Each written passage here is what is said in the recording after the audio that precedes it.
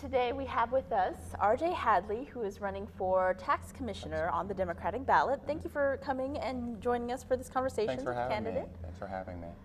So you are not should not be an unfamiliar name to the county because you were formerly Chief of Staff. That's correct. For that first year in Chairman Oden's administration. That's correct. And tell us a little bit about yourself. Well, as you said, I did serve as Chief of Staff for the county back in 2009, in the beginning of Chairman Oden's term.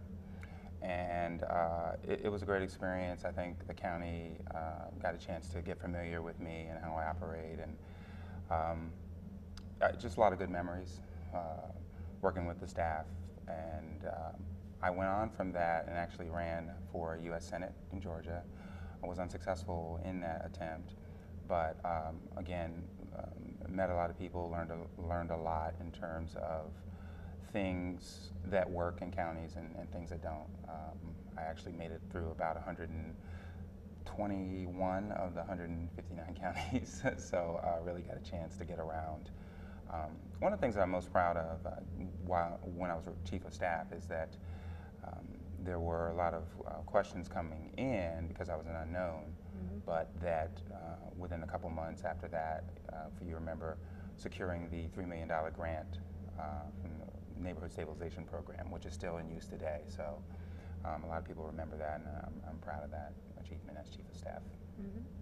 Okay. Well, you have been involved in local county politics for quite a bit, and not just as Chief of Staff, but before that you were serving as campaign manager for Richard Oden. Yes. And I guess one of the questions is, since you have been so involved in local politics, is this running for tax commissioner, is that something that you had always wanted to do? Is that something that, how did that decision come about? Well, for me, it's always been about service and service to the community. And yes, people know that RJ is a Democrat. They know I'm heavily involved in that. I was campaign manager for Richard Oden, served in the local party. I'm now vice chair of the state Democratic Party, and was a delegate for Senator Obama at the time in 2008. But I think what people saw through my time as Chief of Staff is that I'm about Rockdale County. And people from all parties had no problem coming to me to get help, and I would be glad to give it. And there were a number of occasions where I went down to the Capitol on behalf of various groups in the county to advocate, because I believe that it's about what is going to best serve Rockdale County. And when it comes to tax commissioner, it's something that I'm suited to do. I'm capable of doing it because of my background in business and working in the private and public sector. But again, it comes to service to me. It's about serving the community. How can we, let's be honest, it doesn't happen unless the taxpayers pay their tax and make it happen in the county. And what I've been saying throughout this campaign is how can we make that process as efficient, as organized, as responsive to the ultimate customer, which is the taxpayer.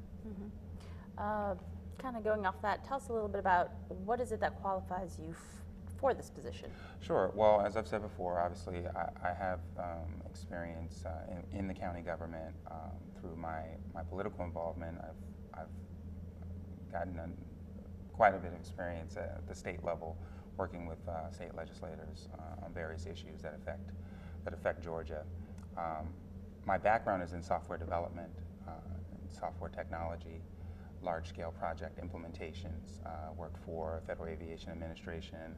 I worked for Motorola, large Fortune 500 companies here and overseas, in London, France, and that type of thing. So to me, when we talk about tax commissioner, a lot of times people say, "Oh, RJ, great, you're going to lower my taxes." And it's a lot of educating the community that, no, that's not what you're electing me for. You're electing me to, fairly and efficiently collect the taxes and make sure that they're properly distributed. This comes down to management of people and management of resources, and so I'm very well qualified in that. I have a degree from Dartmouth College. I have a degree at Stockton College. So I have the educational background. I have the attitude and the fortitude about keeping Rockdale citizens first. And one of the things that we've talked about in the campaign is how do we be proactive? How can we be proactive by keeping in front of the community, learning what the needs are before issues arise? So I'm really pushing for monthly town halls and monthly opportunities for people to come in and meet with the tax commissioner. You know, I've talked about Saturday hours. I've talked about, you know, let's do whatever's going to be most convenient for the taxpayers. And I've also talked about bringing my technology experience in. I believe that many of us are on smartphones right now, and we're comfortable using smartphones. And there are a number of states and communities now that are starting to use smartphones in the collection of tax. And I believe it's something that we can do in a fiscally sound way. I'm not saying I can do it in my first 4 years, but I believe I can at least present a plan to the community to say this is another option for how you can easily, you know, pay your taxes in the community. So there would be an app for that? Yes, there would be an app for that. Okay. All right. You were already kind of describing some of your goals. What are other goals and other priorities that you would have if you were elected? Well, if folks will go to my website at voterj.com, they'll see that my platform has been about open leadership, you know, and I use the OPEN, you know, O to stand for organized, P to be proactive, E to be efficient, and N being next level. It's a lot of things that I've already talked about in terms of, we know that the resources are limited and that budgets are tight. So we have to be organized in how we use that. That means using our facilities in an organized way and using our staff in an organized way. Most of the people go down to that building to pay their taxes. Although you can go by mail, you can do online, the majority of people do go down there. And if you've been down there, you know, there have been times where the lines can back up. Sometimes you have to go out onto the steps. Sometimes you're pressed out onto the glass. And this is nothing against the staff, the great staff that's down there. It's just about organizing your staff and organizing your resources in another way. Proactivity to me means, again, you have to be out there on a monthly basis, not necessarily just when groups call you out. You have to say, look, this is a set time where you can come down and see RJ, and we can talk about the issues that are important to you. We're going to be presenting topics. You know, there are a lot of important things that are going on, such as talk about the birthday tax and how in 2013, you know, we're going to be scaling, there'll be a different arrangement for that, and there'll be an elimination of the so-called birthday tax. Well, what does that mean to you as a taxpayer, and how will that affect you? And you know, having meetings such as that to talk about things like that. People want to know about you know, the foreclosures and how is that affecting their valuation, and they need to know that the tax commissioner's office is not affecting that. That's the Board of Assessors. But again, it's communication about, well, here's the process, here are the players at it. That to me is being proactive. Being efficient, cross-training your staff so that when you go in there as a taxpayer and you see 3 windows open and you're sitting there trying to get back to work, you want to know that your tax commissioner is being as efficient as possible to get some of those windows open so that you can get through. And then as we talked about next level, you know, I'm looking at things such as smartphone applications and how can we use technology to make things easier and more efficient for the taxpayer. Okay. And what is your view of the fair tax proposals? There's a lot of different proposals out there. What's your take on some of those proposals and ideas? I dealt a lot with the fair tax when I was running for U.S. Senate, and I got to see a lot of the views. I talked to a lot of diverse groups on it. Where I struggle with is the impact of the fair tax on the poorest folks. I mean, and I know there's rebates and different things like that. But at the end of the day, you know, 10% or 12% on somebody who's got, you know, that $10 that you now want to take, you know, $1.20 out of, it's really going to impact them as opposed to somebody who's in a different tax bracket. So you know, you're not going to find RJ pushing the fair tax, but one of the things that I did in my run for U.S. Senate is I would go out to all groups. You know, I went and I listened to the Tea Party groups and spoke before them. I spoke before the fair tax groups, libertarians, because I think that good ideas can come from anywhere, and sometimes it's not that one particular idea, but it's grabbing ideas from different segments of the population, which gets us back to being proactive in your community. You have to be there and willing to listen to all different segments of the population, because in there you may find a combination that'll be the best thing for the community. Mm-hmm.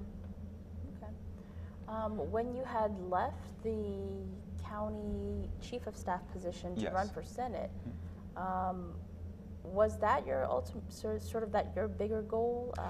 Basically, how can voters know that you're going to stick around if they Yes. vote for you? Well, to me, my run for Senate, as anybody's run who wants to run for any level of office, and some people say, oh, you know, you're running for U.S. Senate, but I guess I'm naive in a way of believing that, you know, all citizens should have the right to aspire to any office if they believe that they can serve their community, you know, and at the time I felt that I had something to offer to Georgia. The voters felt otherwise. And, you know, this notion of stair-stepping your way through and, okay, RJ, you're going to do this tax commissioner thing, and then you're going to, I don't look at it that way. It's all about service to me. It's a job that I know I can do. I know that there will be people who doubt that. My opponent's been you know, in there for a long period of time. He's never had an opponent before. Some people take a, you know, why mess with it approach. It's the nature of our political process to have people who are in there and people who want to run for positions, you know, that are already filled. So there's nothing wrong with that. This isn't about a step process for me. This is about RJ Hadley wanting to serve the community the best that I can as tax commissioner for Rockdale County. Okay. Is there anything I haven't asked you about that you want to touch on, or anything else that you'd like to tell voters about? Well, I just want to assure voters that my goal is to see that our county, you know, be the best county in the state. And whatever I can do as tax commissioner, I want to do that. Certainly, I'm being elected for a specific role. I'm aware of that, which is the fair collection, the efficient collection of taxes, and the efficient disbursement of that tax. But when we look at Rockdale County, where our tax base is heavily tilted toward the residents as opposed to a commercial, I still think there are some things that a tax commissioner can do in terms of working with Chamber of Commerce and working with economic development, working with the Board of Commissioners, working with the Board of Assessors, to help make Rockdale attractive, to bring more commercial activity into the community, and help take some of the burden off of the residents right now. And so I want citizens to know that I will be there to do the job that you've elected me for, but I will also work, much as I did as Chief of Staff, when you know, the neighborhood stabilization money, and there was a lot of people that were fighting about that, but you know, let's look at that.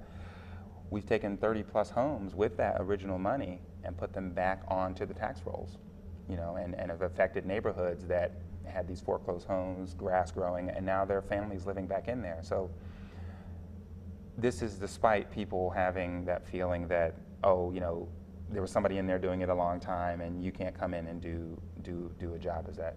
Each person comes in with their own signature, and I think if you keep that attitude, keep the community first and the citizen first, everything's going to be fine. All right. Well, RJ, thank you for coming down. Thanks for having me. This is great. Thanks so much.